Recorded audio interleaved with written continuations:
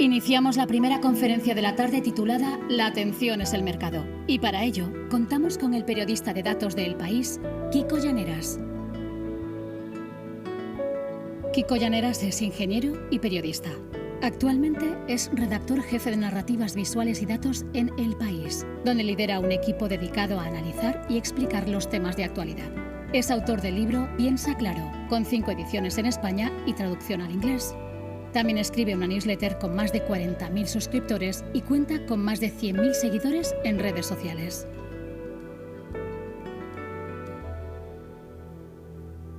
Es un placer estar aquí, es un placer hablar de un tema que es los temas el tipo de charlas que más me gusta hacer, que es que me pidan hablar de algunas de mis actuales obsesiones, ¿no? O sea, al final yo hay 2 o 3 temas de los que siempre me piden hablar y pues los he contado muchas veces y pues me gusta menos hablar de eso, ¿no? Pero hoy me gusta porque al final venir a hablar hoy de la atención es, bueno, ha sido una excusa para pensar un poco más a fondo sobre una de las ideas que me inquieta ahora mismo, ¿no? Entonces, lo primero es la charla anterior, la conversación hablabais, ¿no? Hay varios tecnooptimistas preocupados. Yo creo que ese es también mi caso, ¿no? Yo soy un optimista y un tecnooptimista, pero creo que poner el foco en la atención nos obliga a señalar problemas, ¿no? Pero bueno, eso es una de las ideas que dejaré hoy. Pero bueno, lo primero que os quería lanzar es cuánta gente, porque mira un poco la composición de la sala antes de empezar, cuánta gente recuerda este tipo de escenas. Quería hablar de las diapositivas, ¿no?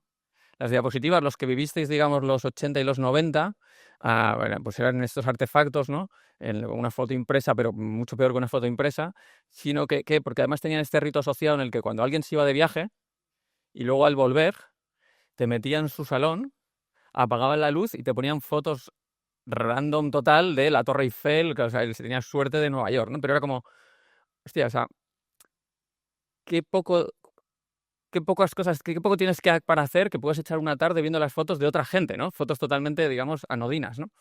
Pero eso era algo que se hacía. O sea, era algo que se hacía, ¿no? Entonces mi mensaje es como, vivimos un mundo, y hay gente que ya no recuerda ese mundo, pero muchos sí, en el que lo escaso era el contenido, ¿no? O sea, había pocas cosas que hacer con tu tiempo y había como poco contenido, ¿no? Mi otro ejemplo favorito es esta cosa de leías los cereales por detrás, ¿no? Esto los niños todavía lo tienen, ¿no? Porque no les dejas las pantallas, pero es como quien lee, o sea, que ya no lees los cereales por detrás, ¿no? Porque tienes siempre a tiro, ¿no? Tú puedes sacar tu móvil y ahí tienes lo que tú quieras, ¿no? Pero ese era el mundo hasta hace 25 años, ¿no?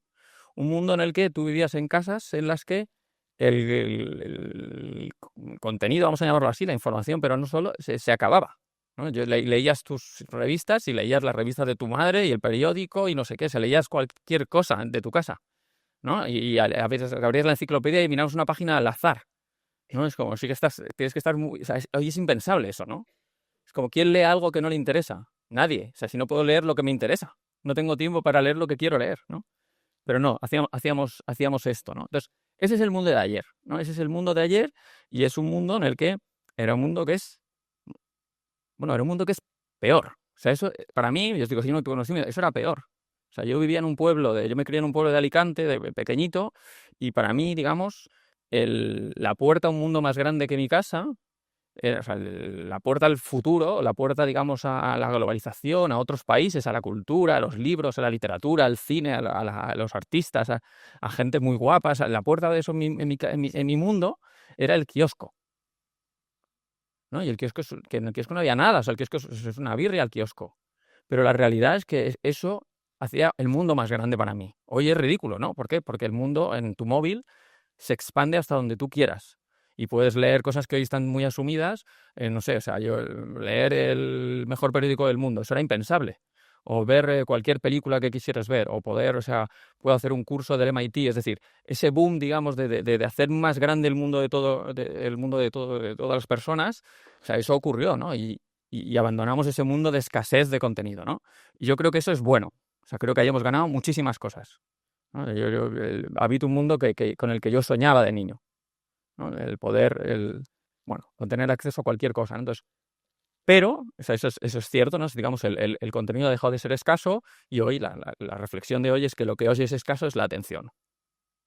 Pero me gusta subrayar eso, es decir, este es un problema, es el segundo nivel. O sea, nuestra atención se ha vuelto escasa, muchas cosas donde ponerla, ¿vale?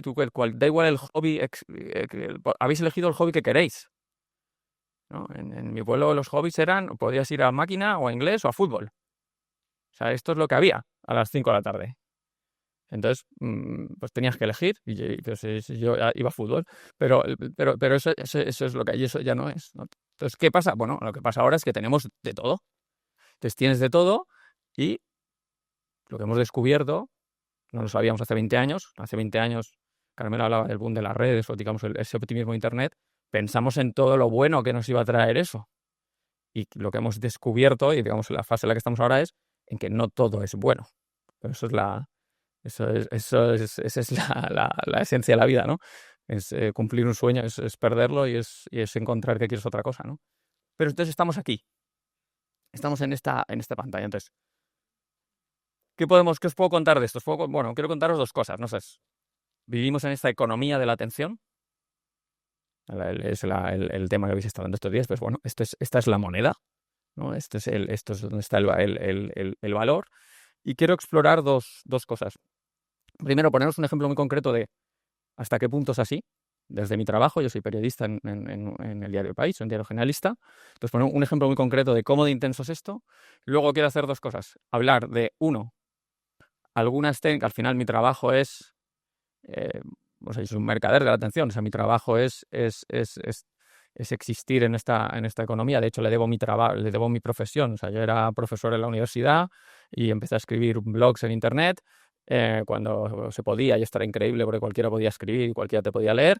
Y entonces, digamos, mi trabajo surgió de que capté o sabía cómo captar o descubrí, de manera muy azarosa en realidad, una forma de captar una atención para lo que yo hago ahora, que es contar la realidad con datos. Esto era una cosa que no se hacía tradicionalmente en los medios y pues yo descubrí que había atención para eso. Lo descubrí orgánicamente, escribiendo en Twitter y haciendo cosas amateur y haciendo lo que a mí me divertía y que resultó que había una atención ahí, ¿no? Entonces, este es mi mundo. Entonces, lo que os puedo dar es algunos consejos. La primera parte de lo que voy a hablar es algunos consejos, algunas herramientas, algunas técnicas, algunas ideas que a mí me sirven para comunicar en una economía de la atención y que creo que pueden servir a cualquiera que tenga que comunicar, que es todo el mundo. Todo el mundo tiene que pelear por esta atención. Y luego la segunda parte hablaré de algunos fallos de la economía, la verdad. Probablemente comprimir esa parte porque creo que es algo que habréis visto, me interesa mucho, pero habréis visto más en estos días. Entonces, siguiendo mi promesa, un ejemplo de economía de atención. Esto es la home del diario El País, un día cualquiera, y el ejemplos yo lo uso para muchas cosas, pero hoy lo voy a usar para esto. Una de las cosas que hacemos en el periódico es lo que llamamos los test A/B de titulares, ¿no? Todo Internet se hace con test A/B. En esencia, lo que hacemos es, pues imaginad que entráis a la home del País. Entonces yo publico un artículo sobre las elecciones de Estados Unidos de hace 2 años, que es este de aquí. Y bueno, he escrito este artículo, tiene esta foto para que sepáis que hay un gráfico, pues lo escribo yo, me lo han colocado muy bien en la home, estoy contento, tal, va a tener más atención. Y bueno, como para afinar, digamos esto, unas cosas que usamos mucho, una herramienta que usamos mucho es hacer un test con el titular, es decir, ensayar empíricamente, o sea, en lugar de discutir sobre qué titular es mejor y tal, que es una cosa que se hace tradicionalmente en los periódicos, voy a ensayar 2 titulares, un titular A y un titular B, para ver en esencia, cuál capta más la atención. Entonces, el ejercicio, el experimento es, pues imaginad que todos vosotros sois gente que entra a la home del País, entráis a leer el diario del País, encontráis esto, entonces la mitad de la sala veis un titular y la otra mitad veis otro titular. Os veis el A y esto el B. Entonces, el experimento es simplemente decir, bueno, si en el grupo A habéis clicado mi titular el 3% de la gente que pasa por encima y en el grupo B le habéis clicado el 4%, el titular B es mejor. Y entonces dejamos el titular B y ya está. Entonces, esto es es utilísimo, todo Internet está conformado por esto, ¿no? El precio de las cosas, la foto de un no sé qué en Amazon, las promos de Netflix de si tiene que salir el protagonista o la protagonista, todo esto no lo decide gente, esto lo ensayan y en 4 horas tú sabes, hay que poner a este, hay que poner a este, esta foto, esta otra foto, hay que poner esta. O sea, todo esto está, digamos, es algorítmico. Mm, ¿Significa esto que el titular me lo pone una máquina? No. O sea, yo pongo el titular A y el titular B, los elijo yo, ¿no? Entonces son titulares que son fieles al contenido de la noticia, que a mí me parecen rigurosos. O sea, todos los atributos que yo quiero que tenga los tiene los dos, ¿no? Pero ensayo 2. Entonces, lo que quiero poner son 2 ejemplos. Si tengo tiempo, los 2. Esto es de este verano, sí. Entonces es una historia sobre las olas de calor. Y entonces había pues nuestro titular A era mapa palito, la nueva ola de calor arranca con la mitad de los municipios en el nivel máximo de riesgo para la salud. Había una ola de calor y entonces le contamos a la gente pues, que había una ola y que había municipios en riesgo y anunciamos un mapa. O titular B decíamos, hay una nueva ola de calor, 2 puntos, consulte los municipios en nivel de riesgo para la salud. Misma posición, misma foto, mismo día, todo idéntico. ¿Qué titular pensáis que se clicaba más? El segundo. ¿Por qué? ¿Alguna idea de por qué? Es más corto. Consulte. Luego hay una parte aquí que todos tenemos un poco este feeling. O sea, a veces dices, el segundo. O sea, esa intuición funciona bastante bien. Es mejor el segundo. No el segundo. El primero es un buen titular, en realidad, ya, ¿eh? O sea, aquí no estamos probando nada atroz, pero el primero es como más clásico porque es como informativo. Vamos a decirle a la gente que hay muchos municipios en alerta de calor. Pero ¿qué le importa a la gente? El consulte. La gente quiere ver su pueblo. Es decir, ¿hay riesgo en mi casa? Entonces, competir con ¿hay riesgo en mi casa? Es muy difícil con un titular alternativo, porque a la gente le importa su vida, cero sorpresa, pero el titular clásico en periodismo hubiese sido el primero, bueno, hubiese sido peor que el primero. Hubiese sido sin el mapa, sin decir que hay un mapa, sin empezar con las 3 primeras nueva ola de calor, ¿sabes? Esto es como casi muy sintético, ¿eh? O sea, es como nueva ola de calor, es como que maximizar la información de cada palabra. Es nuevo, que esto es mejor que sea algo nuevo, ¿no? Es una ola de calor, que es lo importante en las palabras clave, consulte, municipios, y aquí es rigor, ¿no? Porque es un poco... Eso yo hubiera intentado comprimir eso, pero de golpe perdías cosas. Pero bueno, es mejor el segundo, pero la historia es que no es mejor y ya está. Se leía entre el doble que el primero. Entonces, ese es mi mensaje. Probablemente no era el doble, porque bueno, el algoritmo este que hace, cuando la diferencia está en brutal, corta el experimento muy pronto. Esto es como un ensayo clínico. Si la pastilla funciona, luego tienes que parar, porque se lo tienes que dar a todos. Entonces, lo paran demasiado pronto, pero es el doble de mejor. Entonces, la historia es... Esto es un poco una locura, ¿no? O sea, es como... Los titulares son muy parecidos, en verdad. O sea, hay más o menos la misma información real. La gente... Porque esto no es que uno viraliza en redes y se comparte mucho más y se lee 100 veces más y tal. No, no, no. Esto es... Hay 500 personas entrando a la home por aquí, 500 entrando por aquí, y de estas 500 lo clicáis el 50 y aquí 100 o 150. La diferencia es demasiada, es decir, o sea, no es justo esto. Ni siquiera es bueno, ¿no? O sea, mi artículo es el trabajo que le hemos puesto, el valor de la información que hay detrás, o sea, todo es lo mismo, pero el acertar con esas 9 palabras es determinante, o sea, es brutal, o sea, el impacto de mi trabajo se multiplica por 2 porque yo acierte con esas 9 palabras. Y quien dice esto, pues dice que aciertes con la foto o lo que sea. Entonces, me gusta como ejemplo de, eso es una economía de la atención. Una economía de la atención es eso, es un mundo en el que todas tus decisiones están amplificadas o devaluadas o diluidas en la medida en que aciertes a la hora de despertar el lograr atención, ¿no? Que es despertar el interés, que a veces esto no tiene nada, aquí no hay ningún sensacionalismo, ni hay nada, no está chillando, no hay nada, simplemente es como darle a la gente lo que le interesa de la forma más simple y clara posible. O sea, bueno, no es fácil, y tampoco es fácil de hacer. Pero ese es mi mensaje, ¿no? Este es mi ejemplo. Y esto te puede parecer bien o te puede parecer mal. O sea, a mí no me parece... O sea, esto no es fantástico que el mundo sea así, pero esto es. Entonces, como todos estamos en la mayor o menor medida, y aquí todos, en el mundo de comunicar, pues esto hay que adaptarse a esto, ¿no? Entonces, ¿cómo nos adaptamos a esto? Me salto otro ejemplo porque quiero ganar tiempo. Bueno, ¿cómo podemos comunicar mejor en este mundo de la atención, ¿no? Entonces, aquí tengo 4 ideas que les pasaré rápido porque quiero que me dé tiempo a hacer todo. Pero en el fondo, mi mensaje es, bueno, ah, el mejor atajo para comunicar en estos tiempos de atención es ser consciente de esto, ¿no? Es como recordar esta cosa del test A/B, ¿no? Es decir, cada decisión que vayas a tomar, de cómo de largo es el documento, cómo lo titulamos, qué hacemos con las fotos, o sea, cualquier decisión que ponemos primero, cualquier decisión de tu producto, digamos, informacional, de tu comunicación, pues pasarla por este prisma de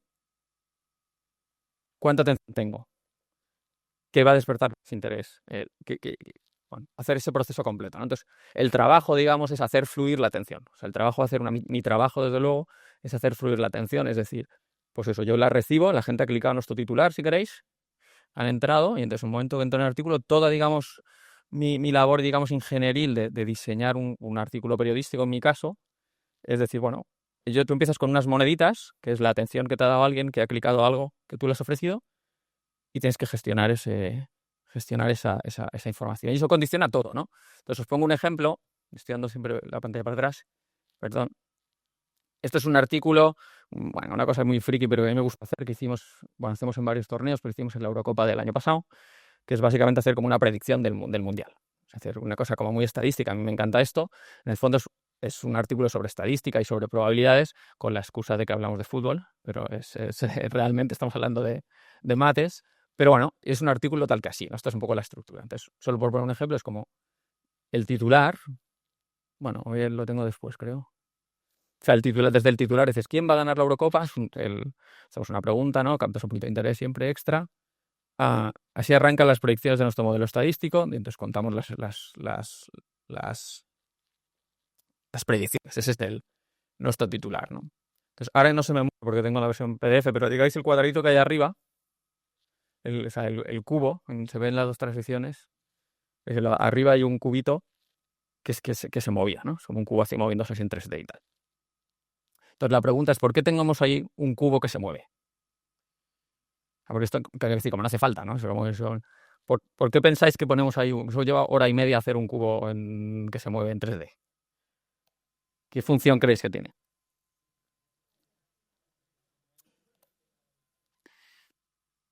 Más o menos captar la atención, o sea, sí, pero no exactamente. ¿Por qué es un cubo que se mueve? Perdón, que se me pasa todo. Ay, perdón. Son unas banderas y tal porque asume que es el dado y eso, las probabilidades y tal, pero ¿por qué ponemos ahí una cosa, un cubo que se mueve? La historia es, el periódico, nosotros en el periódico publicamos 300 noticias todos los días. La mitad o la mayoría se hacen en el día. Luego hay algunas que llevan varios días y tal. Pero cuando hacemos un trabajo de este estilo, que a lo mejor me lleva 2 semanas, de programar ahí un modelo estadístico, bajar un montón de datos y no sé qué, yo quiero señalizar, mandar un mensaje a los lectores que diga, contiene algo especial. Entonces, eso de ahí, tener un dado que se mueve, es como yo llamo a veces un pavo real, ¿no? La cosa del pavo real es la cola del pavo real, que es como, no sirve para nada, ¿no? O sea, la cola del pavo real es una cosa, es decir, estoy tan sano que puedo hacer esta movida aquí, que no sirve para nada, ¿no? Pero en términos biológicos, la cola del pavo real es una señal de exuberancia. Es como, o sea, me sobran recursos, o sea, y voy a... Entonces, el pavo real es esto, es como, aquí va un cubo en 3D que se mueve. Y la gente dice, joder, pues tú, nadie lo piensa, pero el mensaje es, o sea, esto es como, aquí contiene algo especial. Entonces, yo no puedo escribir arriba, esto es especial, por favor, miradlo. Pero todo ahí, ¿no? Entonces, cubo es, pero es nuestro primer elemento. Entonces ya, como que has conseguido unas monedas de atención, con un poco de suerte, has subido la atención. La gente ha dicho, vamos a ver esto, aquí han trabajado, ¿no? Luego el titular es todo como ingeniería total de ¿quién va a ganar la Eurocopa? Es una pregunta que todo el mundo entiende y además y automáticamente dices, no sé, ¿quién va a ganar? Entonces, una pregunta hace que la respuesta te interese 1 milímetro más que un momento antes. Así arrancan las predicciones de nuestro modelo estadístico, pues vamos a hacer predicciones, el modelo es nuestro, quiero que la gente sepa que es nuestro, quiero que sepan que arrancan, pero que esto se va a actualizar todos los días, porque normalmente entonces un periódico, los artículos son efímeros, pero esto se actualiza durante 30 días, entonces quiero que la gente sepa que mañana si vuelve lo va a poder moverse otra vez. Entonces, todas esas palabras están como muy medidas. Y luego, todas las decisiones que siguen desde aquí hacia abajo, perdón, siguen esta lógica, ¿no? De ponemos lo primero, ¿qué ponemos primero? Por ejemplo, en este caso de decisiones, ponemos primero lo más importante, que es lo que hemos prometido en el titular, la probabilidad que tiene cada equipo de ganar. Pues Francia empezaba con no sé qué, Inglaterra, tal, tal, tal, tal. O sea, fijaos que solo tengo un párrafo, o sea, me enrollo cero antes de dar lo que he prometido en mi titular. Es como, ¿qué opciones tiene cada selección? Volvemos a enfrentar esta pregunta simulando un torneo miles de veces. Así podemos calcular la probabilidad que tiene cada equipo de alcanzar los octavos o llevarse al torneo. ¡Pum! Es como, pongo lo primero, la clave, luego había una animación que no os voy a mostrar para hacer como experiencial esta historia. Y luego veía muchos detalles, teníamos un montón de gráficos que se movían, muchos elementos, pero luego teníamos un montón de detalles. Y a mí lo que más me importa es cómo funciona el modelo, porque además hemos usado no sé qué, un montón de datos y tal. Pero eso está en la pieza, forma parte de la pieza, pero está al final. Está al final porque, pues por una decisión, digamos, de ingeniería. Entonces da igual el ejemplo concreto, pero mi mensaje es ese, es cada decisión de cómo se compone esto está con esa lógica. Entonces, por ejemplo, la decisión, poner esto al final no es como Rocket Science, pero está al final, pero está. Porque que no esté la metodología es una señal que no quiero enviar. Porque la gente, bueno, hay un 10% de los lectores que quiere saber cómo se ha hecho. Y ese 10% me importa. Y a lo mejor la gente no va a leer la metodología, pero si ve que es así de larga, dirá, esta gente ha trabajado, ¿no? Y luego ese 10% que la va a leer es a lo mejor el 10% que a mí me interesa que la lea, porque es la que luego la va a compartir en redes. Entonces, esto está al final y está con mucho trabajo, pero está al final, ¿por qué? Porque eso te interesa cuando has visto lo demás, ¿no? Pero bueno, esto depende un poco ya del producto informacional concreto, pero eso, todas las decisiones, desde nuestro dado que se mueve hasta los colores y demás, van con esas lógicas, ¿no? Y segundo consejo para tomar decisiones en el mundo de la atención es hacer que tus ideas sean interesantes. Entonces, ¿qué es interesante? Las cosas que son importantes, son interesantes. No me extiendo en esto. Luego hay cosas que son interesantes per se, ¿no? La divulgación científica. El neandertal y Homo sapiens se mezclaron más o menos y todo es como, bueno, no te va a cambiar la vida a ti esto, ¿no? Pero es interesante per se, ¿no? Tiene interés. Y luego ha salido ya el otro elemento que capta el interés de la gente es aquello que es útil, ¿no? Dime algo sobre mi barrio, di algo sobre mi calle, dime algo sobre mí. Porque funcionan también los temas generacionales porque a la gente le importa su vida, ¿no? Entonces, ¿tienes de las tres cosas? Casi nunca tienes de las tres cosas. Cuando tengas cualquier cosa que quieres comunicar, casi nunca tienes de las tres. Un ejemplo en el que tenías de los tres, como que has tocado las tres patas, es la pandemia, o es de COVID, que es como el asunto que más atención ha captado desde que yo me dedico a esto, pues claramente porque tocaba las tres cosas, pero no muchas veces tenía las tres cosas. Era algo importante, era interesante y era útil, ¿no? Entonces, busca esas tres cosas siempre, ¿no? Segundo o tercer consejo, usa una estructura. Hemos visto un ejemplo, pero esto es muy importante, ¿no? O sea, al final la gente va a escanear las informaciones de alguna manera. Es muy útil buscar una estructura, la que sea, ¿no? El de tu producto informacional, de empezar con un caso, ir de lo particular a lo general, o hacer una lista, o usar una secuencia lógica, es decir, la que sea, pero dale a la gente un armazón, ¿no? Porque un armazón es lo que te va a permitir que cuando alguien te abandone un momento porque le entra un WhatsApp, luego puede reengancharse, ¿no? O si a alguien se le está haciendo un poco largo tu historia, pues si la has dividido en muchos ítems, pues puede decidir acelerar y volver a cogerse más abajo, ¿no? O sea, es como usa una estructura. Primero, porque te va a ayudar a ti a estructurar las ideas, y segundo, eso, para darle a la gente un armazón, ¿no? O sea, como esa atención que se nos ha debilitado es más fácil, ¿no? Si es una secuencia de los 7 pasos para no sé qué, pues por lo menos te puedes ir reenganchando. Entonces esto es muy fácil de hacer, pero es muy útil. Los patrones son clásicos, ¿no? Haz una cronología, la que sea, pero intenta usar una. Y luego cuanto más usa las más costosas, cuando tienes más atención. O sea, las listas, porque las listas son fáciles, y permiten escaneo. Si quieres hacer algo más sofisticado, pues lo puedes hacer, pero tienes que ir con más cuidado, ¿no? Hazlo visual si quieres. No, bueno, pongo un ejemplo rapidísimo. Si quieres o puedes, imagínate que os digo, esto es la zona inundable, según los expertos, un periodo con un T de 10 años. Estos son las áreas de Valencia en las que se supone que se deben inundar cada 10 años, una vez cada 10 años en media, ¿vale? Son estas áreas más o menos, la zona de Paiporta y demás.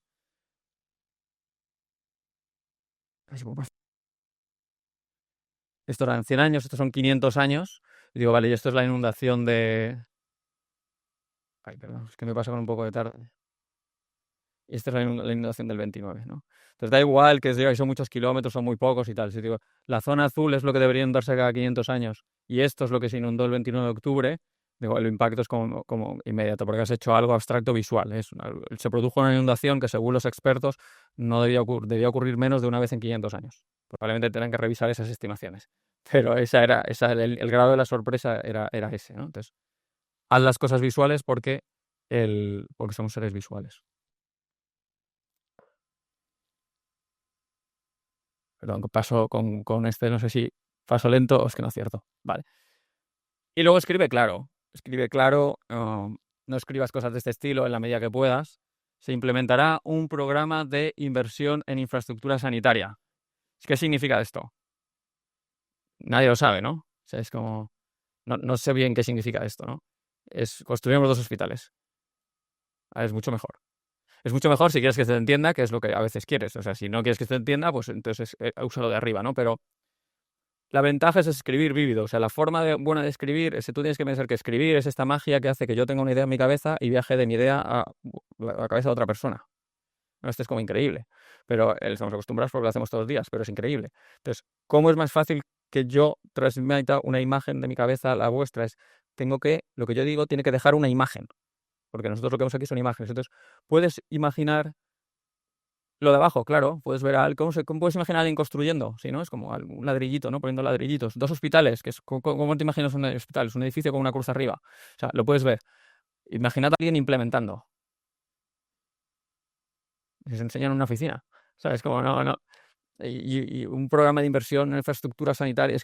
Entonces, no, se escribe como abajo, ¿no? Tienes que escribir para dejar imágenes, ¿no? Luego hay muchos otros consejos de cómo escribir mejor, que no me detengo, pero es fácil saber cómo escribir mejor. Pero todos escribimos mucho, pues es fácil. ChatGPT se escribe bien si le dices, escribe simple y claro.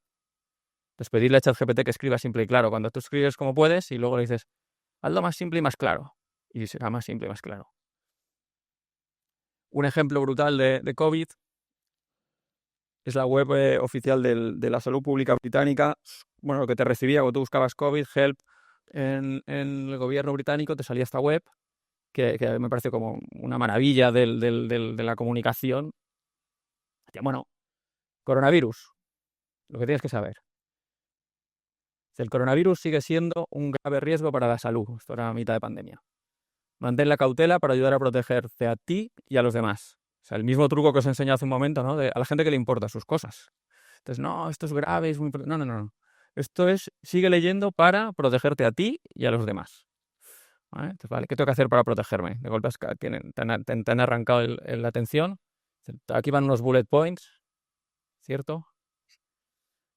Deja entrar aire fresco si te reúnes en interiores. Fuera es más seguro. Usa mascarilla en espacios cerrados con mucha gente. Hazte un test y aíslate si se te requiere. Es casi como un haiku, ¿no? Y la última frase es, si aún no lo has hecho ya, vacúnate. Acaban con un call for action, ¿no? Llamada a la acción. Es el único link. O sea, en todo lo demás tú puedes poner 20 links a unas guías y no sé qué y tal, pero no. El único link es como si alguien ha llegado aquí y no se ha vacunado ya, clica aquí. Y si clica allí, se va a un sitio, le daban hora y 24 horas está vacunado. Entonces, esto es ingeniería de la comunicación. O sea, que no están pensando en legal, hay como muchos matices y podías dar 200 consejos más. Pero si pongo 200 consejos más, ¿la gente está más protegida o menos? Claro, está menos, porque no puedes, tienes que distinguir entre 200 consejos los 5 más importantes y para eso está el experto. Es como, la gente puede absorber X bits de información en el tiempo que nos va a dedicar a esta movida. Pon lo más importante ahí. Todo lo que pongas aquí resta. efectividad. Entonces, ¿te protege más de un pleito? Pues igual sí, ¿no? Pero si lo que quieres es mover a la gente a tomar mejores decisiones de un asunto de salud pública, esta es. Este es el camino, ¿no? ¿Es fácil de hacer esto? No. O sea, es difícil. Pero por eso es un arte. Y yo digo, el COVID no hace buenos ejemplos ya, pero la gente acabó muy aburrida, pero lo mantengo porque me parece muy quirúrgico, me parece bueno, me parece muy claro. Y el mensaje final es: ¿por qué escribimos simple y claro? ¿O por qué comunicar de manera simple y clara? Porque a veces hay esta cosa de pensar que no, hay que escribir simple y claro porque la gente es imbécil y tal. Y es como, no, la gente lo que tiene es poca atención en tal caso, ¿no? Pero me gusta esta frase de Derek Thompson que dice, no, bueno, Derek Thompson es un periodista, y lo que cuenta es como, bueno, yo yo en el instituto me enseñaron las grandes palabras, a usar grandes palabras. Y luego fui a la universidad, que él iría a Harvard o lo que sea, y me premiaron por usar grandes palabras. Dice, pero luego, pues un tío listo, dice, luego, cuando salí a la calle, descubrí que los lectores inteligentes, la gente inteligente, fuera de clase, lo que quieren no quieren grandes palabras. Lo que quieren son ideas complejas hechas simples. Pues ese es el mensaje, es decir, comunicar simple y claro, o esforzarte en ser claro en tu exposición, no es porque no respetes la inteligencia del lector, es al revés. Es porque como yo quiero contarte las cosas como son, como yo quiero que veas la realidad en su verdadera complejidad, sea el COVID o cualquier otro asunto, la mejor forma de transmitir el máximo número de ideas complejas es hacerlas simples. Entonces es por eso que buscamos la simplicidad. La simplicidad es para meter más realidad. La realidad ya es bastante complicada aunque le intentes poner lo más simple posible, ¿no? Entonces, ese es el mensaje para esta parte de la atención, ¿no? Entonces, podríamos hablar muchas más, pero me gustaba hacer esa parte un poco propositiva antes de ponerme un poco más pesimista para mi parte final. Uy, perdón. Problemas de este mercado. O sea, los problemas es como,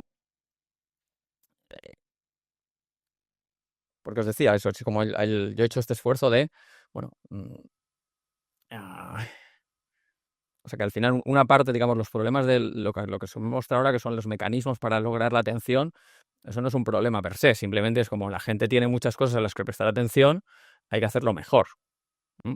Eso está bien, es decir, esto en el periodismo es como un aprendizaje muy claro, es como, paradójicamente, el periodismo, y en concreto el periodismo del papel, pero en que el periodismo, digamos, en mi mundo, no teníamos que pelear por la atención, porque teníamos un monopolio de la atención.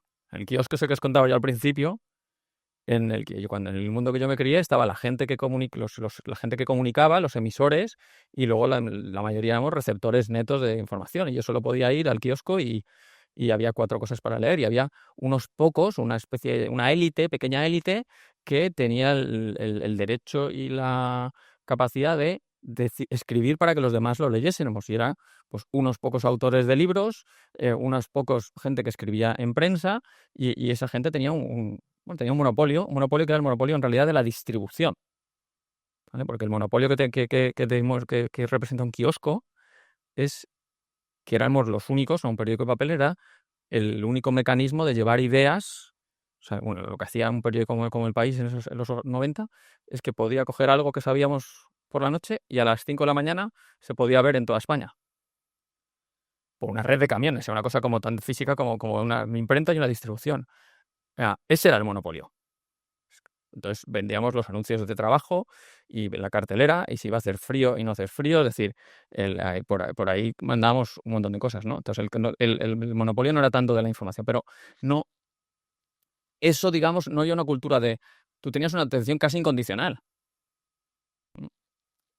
Pero bueno, entonces aprender a comunicar ha sido como una necesidad, digamos, para seguir en ese mercado, ¿no? Pero de lo que quiero hablaros ahora no es tanto de ese, digamos, problema pequeño, sino decir, bueno, ¿qué externalidades negativas tiene que vivamos en un mercado de la atención, ¿no? O sea, que haya esta exuberancia de cosas con las que hacer con tu tiempo, de contenido, ¿no? O sea, que en tu móvil haya una guerra por tu atención increíble, que es como... o sea, en el mundo del papel, yo escribía un artículo, competía con la siguiente página y la anterior. La gente que estaba leyendo el periódico no tenía mucho... Podía hablar con la persona que tenía enfrente, que normalmente era o la persona con la que desayunaba todos los días, compañero de trabajo que veía, o sea, no era una gran competencia, ¿no? Yo tenía la página anterior y la siguiente, pero ahora no. Yo ahora escribo en el móvil y la gente en el móvil, mi competencia es desde que puede ver cualquier vídeo en YouTube, desde que puede abrir su correo, puede entrar en Tinder y hablar por WhatsApp. O sea, es decir, la competencia es salvaje, ¿no? Pero digamos, en ese nuevo ecosistema, pues han emergido algunos fallos de mercado, ¿no? Entonces quería hablar de algunos concretos. Si consigo. Sí, tengo todo, sí. Entonces, uno de ellos, empezando en orden, es como en este mercado de la atención, esa atención, tener la atención como tan escasa, no tan comprimida, ¿no? Uno de los elementos que hemos visto y han salido, por eso corto esta parte, es como hay un premio a la simpleza, ¿no? Y me gusta poner el ejemplo de cuando decimos que alguien es un cuñado. O sea, ¿qué es un cuñado? ¿Qué define a una persona que llamamos que es un cuñado? Que sabe de todo, sabe entre comillas, ¿no?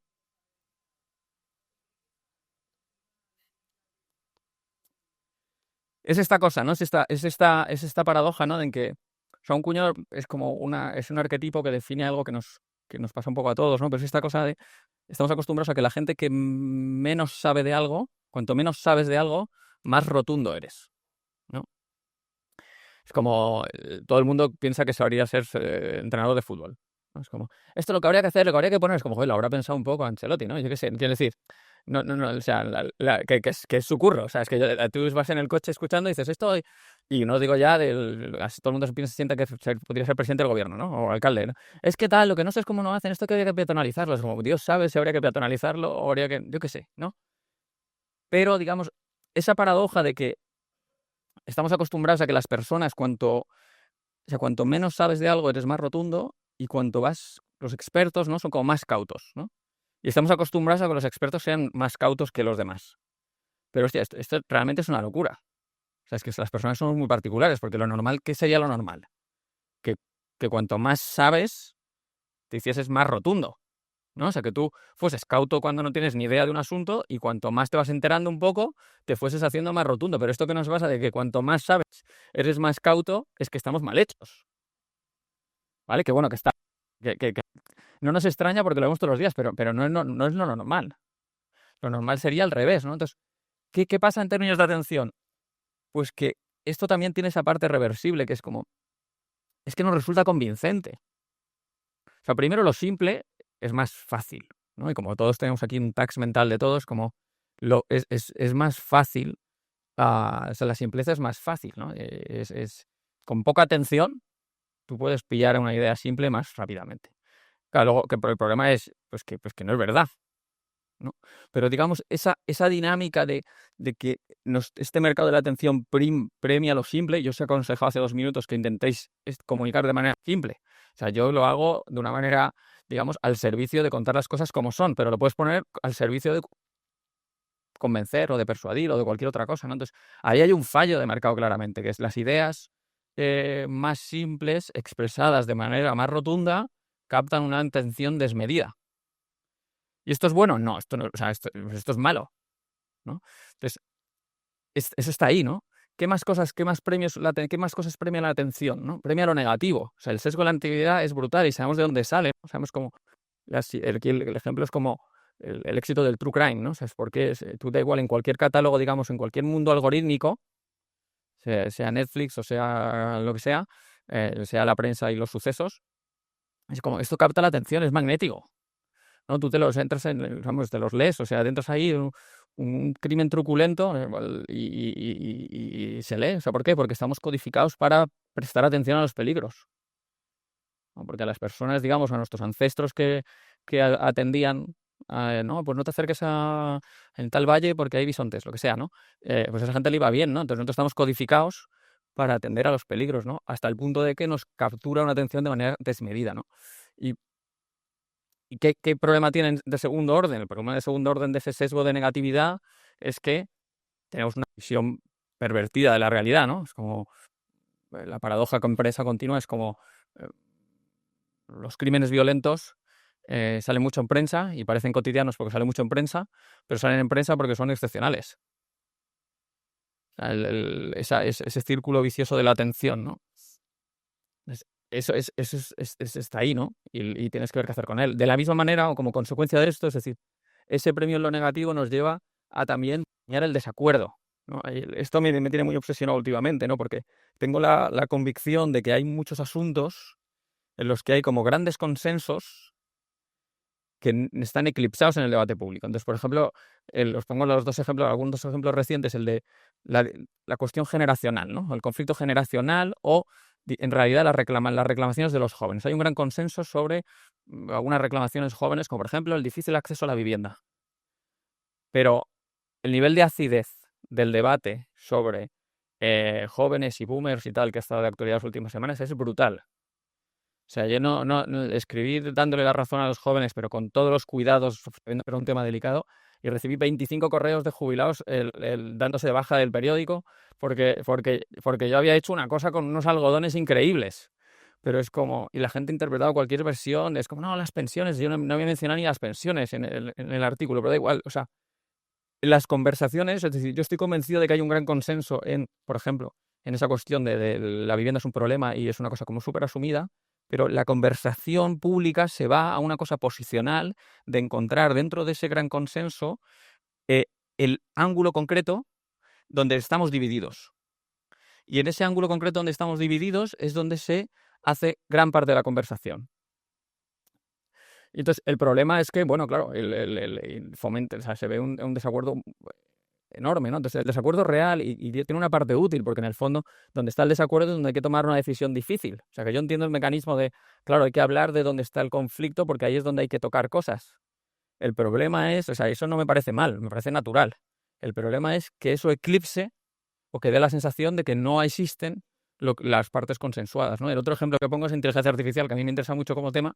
Los expertos están peleadísimos sobre si los LLM son suficientes o hay que hacer un cambio de arquitectura, y es como hay gente que ha dedicado, digamos, en su figura en el debate público de ser hater de la IA, o digamos, los que piensan que no es para tanto y los que piensan que estamos a punto de tener una inteligencia sobrehumana, y es gente que está de acuerdo en el 90%. O sea, es gente que ha dedicado su vida al mismo tema. O sea, que son investigadores de lo mismo, pero su rol público es la toma de partido en eso, ¿no? Y luego mi otro ejemplo es que yo tengo compañeros del periódico que son gente que adoro y que le dejaría a mis hijos, y que si tú lees lo que escribimos uno y otro, parece que no tenemos nada en común. Porque en el fondo, en el debate, si tienes ese impulso de este es un poco el consenso y tú siempre escribes estirando un poco del debate hacia donde lo quieres llevar, ¿no? Hacia donde yo pienso, no sé, yo soy optimista con la IA, de más bien, ¿no? Entonces yo tiendo más bien a poner foco en eso. Y a lo mejor alguien que escribe en periódico siendo más bien pesimista de la IA, lo que escribimos es muy antitético, pero en realidad pensamos igual y yo le dejaría a mi hija para que la llevase al parque, ¿no? Pero creo que ahí hay un problema de fondo, ¿no? Ah, luego genera problemas de desconfianza, problemas de indiferencia que no quiero abusar. El de la indiferencia en el fondo es creo que este concepto de, o sea, la atención, digamos, o la información se nos apuntona tanto que los temas duran 48 horas y creo que esto también penaliza la rendición de cuentas, ¿no? Una forma de evitar un problema es esperar a que llegue el siguiente y ya sigues vivo y sigues con la vida, y ahí hay un problema. O sea, pues tienes que sobrevivir y al ciclo de noticias. Y el ciclo de noticias este sí que lo veo en primera persona. Yo el ciclo de noticias es mi negocio, ¿no? Es cada vez más corto, cada vez más corto. Y ahí creo que hay un fallo de mercado grande, un fallo. También genera inacción en las personas, ¿eh? Esto no solo para los otros, es como, mm, bueno, opinas y entonces vas opinando, o sea, hay que esta sensación de eres alguien involucrado en tu sociedad porque opinas del tema de la semana, pero no has hecho nada. O sea, no vas a un comedor a repartir comida. Es como tuiteas, ¿no? Y es como, no sé. O sea, creo que ahí hay una disonancia cada vez mayor entre tus acciones y tu discurso, ¿no?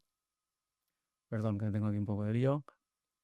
Y para atrás, mi problema final es esto nos agota, ¿no? Ya ha salido. Y aquí mi ejemplo de cómo estamos de agotados, ¿no? De ese duelo informacional es como, el ejemplo que me gusta poner es el año pasado, en 2024, 2025, 2024, 14 de las 15 películas más taquilleras eran franquicias, o sea, eran o una segunda parte, o una secuela, o una precuela, o la película 23. Es decir, 14 de las 15 películas más vistas el año pasado eran un serial, ¿no?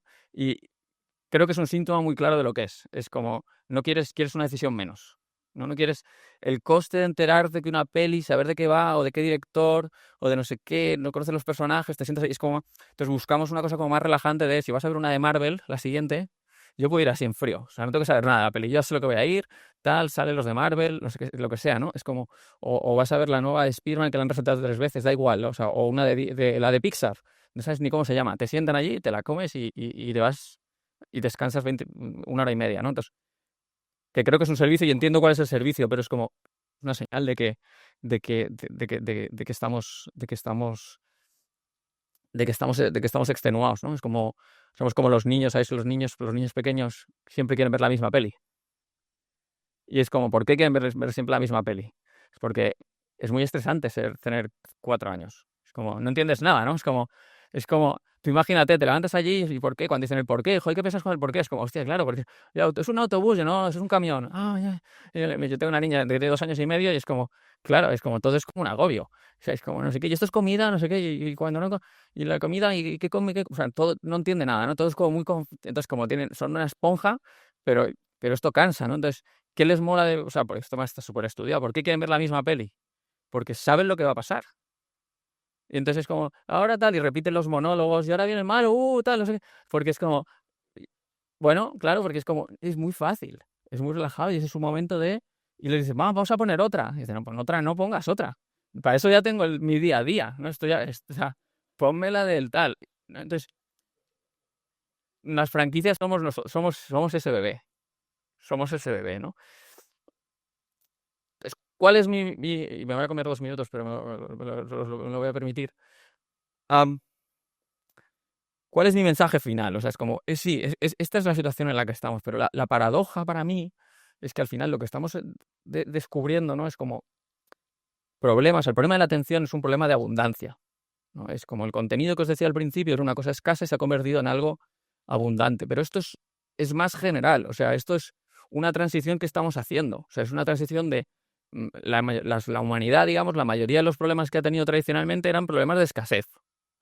Teníamos poco de cosas, pues tenías desde poca comida hasta poca seguridad, hasta poca información, hasta lo que quisieses, ¿no? O sea, digamos, la escasez era el estado de la naturaleza, ¿no? ¿Y qué es lo que ha pasado? Digamos, digamos, pues morir de éxito, ¿no? Pero es como el generar una relativa abundancia, o digamos, las sociedades en las que hemos generado una relativa abundancia, que por supuesto no son todas, ahora lo que estamos descubriendo son los problemas no de la escasez, sino los problemas del exceso.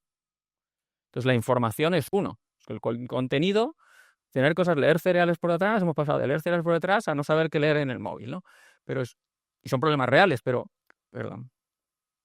pero, pero son más, ¿eh? El contenido es el que hemos hablado hoy. Esto es un patroncillo, ¿no? De la turistificación. O sea, es que, bueno, la gente no podía viajar es un lujo, es un privilegio, y ahora los problemas es que demasiada gente viaje. Entonces, ¿esto es un problema de verdad? Sí. Pero no nos olvidemos que era un problema también no poder ver un mundo. Entonces, bueno, lo que hay que ver es cómo gestionar. ¿El consumismo es un problema? Sí.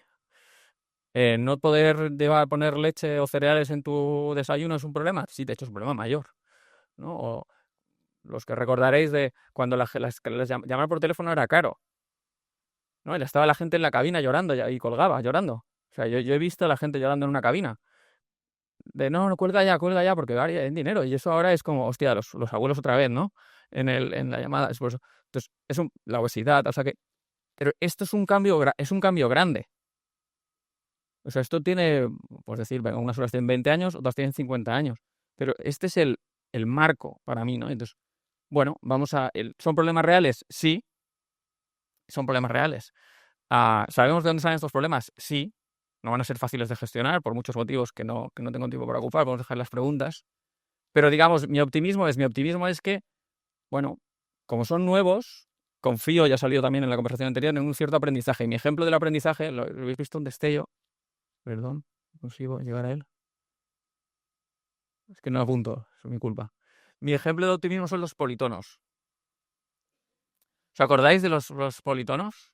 O sea, es cuando los móviles, cuando en el año 2000 llegaron los móviles, hostia, era una tú ibas sonando los móviles, los móviles sonaban por ahí, ibas en autobús y sonaban cualquier cosa, que lo cojas, cógelo, cógelo. O sea, es como soldaban cualquier movida, ¿no? Es como, y la gente unas canciones histriónicas brutales y tal. Había un negocio brutal en la tele de manda aquí un 555, encima te timaban porque te cobraban 3 euros por es como, esto claramente era mala idea, ¿no? Y los móviles ahora como que no suenan, ¿no? Es como, es muy, o sea, no, lo llevo con voz, perdona, porque igual me tiene que llamar mi hija de no sé qué, ¿sabes? Pero van silenciados, ¿no? Es como, hay habido un aprendizaje, ¿no? O sea, es un ejemplo obviamente muy chorra, pero creo que esa es la cuestión, es como vamos a contar ejemplos más serios, la gente va al gimnasio el doble que hace 20 años.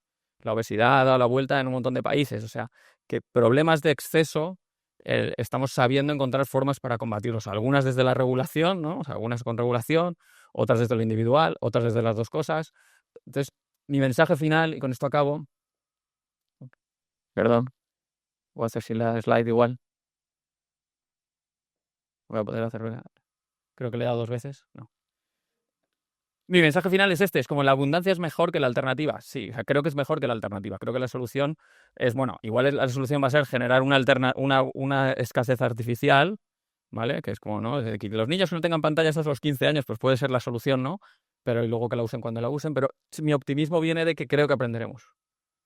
Y ese es el siguiente reto que os dejo para el que no tengo propuestas y que podría ser otra charla, es decir, ¿cómo haremos esto? Muchas gracias, Ultiaza.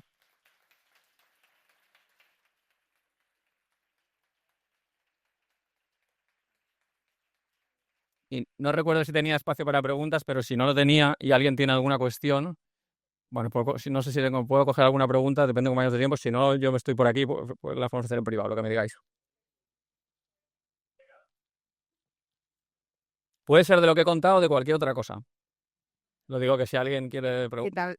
Muchísimas gracias porque nos ha encantado. La segunda vez que te escucho me encanta. Tengo una duda, que cuando estás hablando de que pruebas contenidos, esas pruebas, perdón, titulares, yo lo aplico a nuestro trabajo, que probamos estructuras de vídeo, ¿no? Entonces, ¿cómo pruebas tú contenidos en una misma home? ¿A la mitad de España le enseña un titular y a la otra mitad el otro? ¿O pruebas días diferentes? Porque si es días diferentes, yo creo que ya no sirve porque es otra temática y otras circunstancias.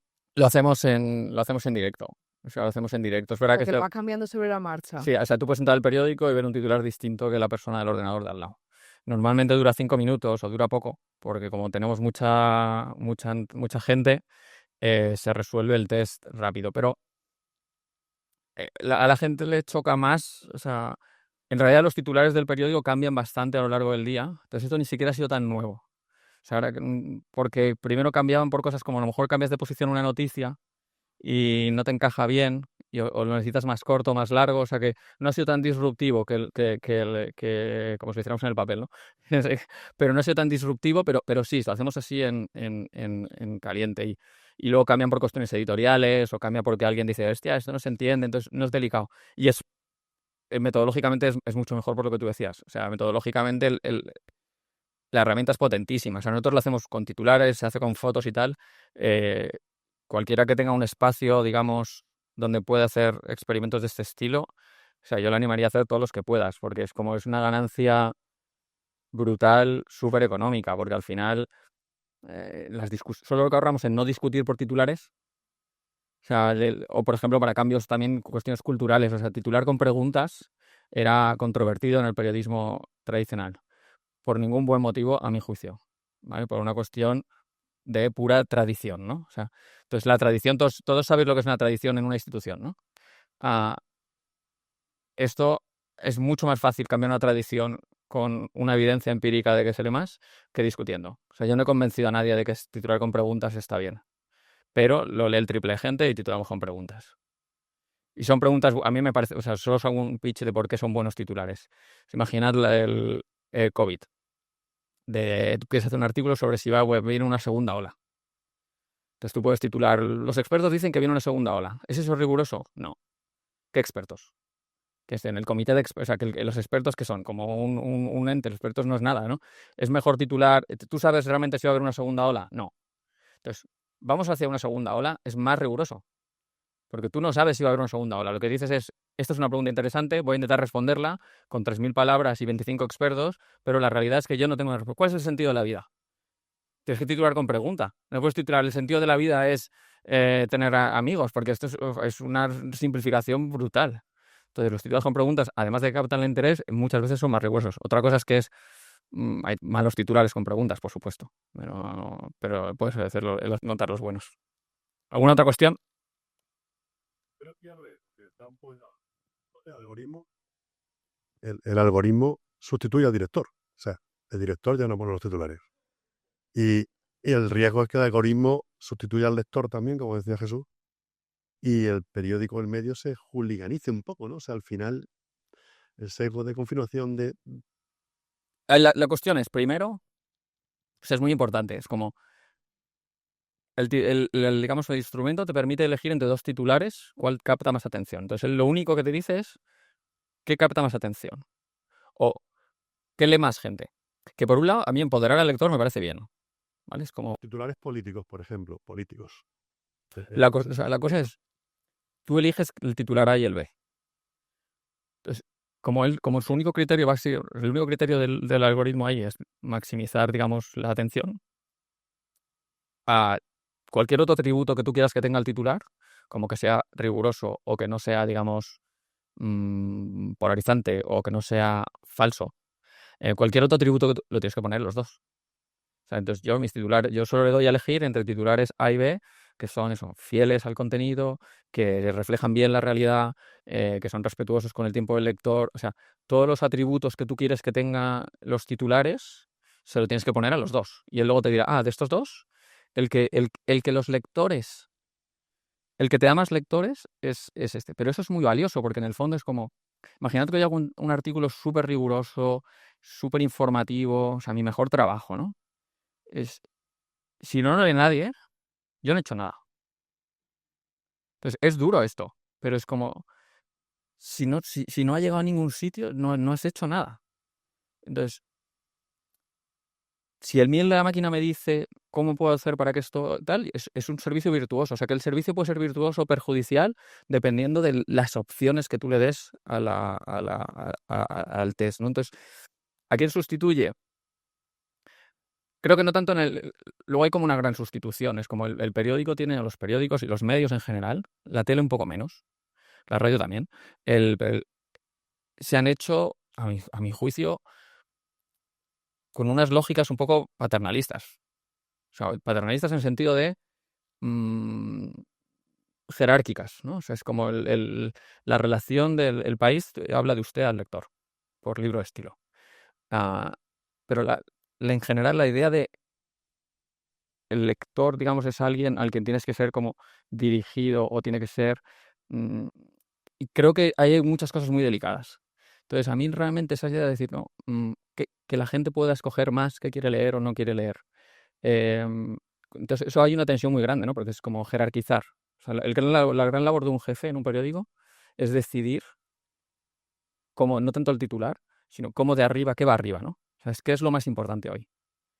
Y ahí lo que cuestiona eso no son los test A/B, o sea, lo que viene ahora a cuestionar eso es la personalización. O sea, uso un algoritmo para saber que cada uno de vosotros os interesan cosas distintas y os lo pongo arriba, o os pongo arriba lo que yo siento que deberíais querer prestarle atención. Y esa sí que es una tensión jodida, porque creo que nuestra labor es un poco las dos cosas. O sea, mi labor es mirar el mundo y decir, creo que es bueno que prestes atención a esto, o sea, como sugerirte cosas a las que merecen vuestra atención, y creo que una labor de un periódico es en parte hacer eso, pero al mismo tiempo yo no quiero suplantar que cada uno tenga sus sensibilidades y sus intereses y sus preferencias, ¿no? Entonces, ¿cómo equilibrar el que sí que veo ahora como un reto súper, súper, súper actual, ¿no? Y New York Times hace 2 años decidió que una parte grande de su home es programática, es personalizada, y entonces es un debate totalmente en vivo. Pero el equilibrio efectivamente no tiene sentido, porque si digamos, personalizamos por completo el periódico, una parte grande de lo que hace un periódico se evapora, ¿no? Entonces, en esa tensión veremos hacia dónde vamos. Gracias, un placer.